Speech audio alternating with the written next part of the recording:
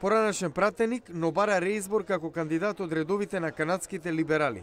Луј Темелковски вели, македонците не живеат во гета, интегрирани се во сите сфери од животот и наведува дека само во Торонто има околу 100.000 македонци. Како се одразува актуелната економска криза врз македонската заедница во метрополата? Не мислам дека директно се одразува врз македонската заедница, туку се одразува врз целата канадска популација. Економската криза во САД се одразува негативно не само врз канадската заедница, туку и врз светот. Мора напорно да работиме да ја надминеме затоа што многу луѓе страдаат. Најдобар начин иселениците да ја помогнат на татковината е да ја посетат. Поентира Темелковски, кој 42 години живее во Канада. Ги охрабрува младите македонци. Бидете инволвирани, најпрво образованието. Вклучете се во политиката, социјалниот живот, уметноста, културата, спортот. Тоа е видливо деновиве.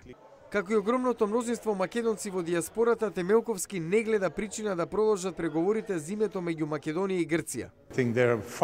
Мислам дека тие се фарса. Не мислам дека треба да продолжат. Треба да се излезе од нив. Нема простор за дискутирање. Македонија е Македонија. Точка. За односите меѓу грчката и македонската заедница во Канада, поранешниот канадски законодавец вели дека фактот дека првата е побројна и помоќна, во втората не значи дека помалата нема идентитет.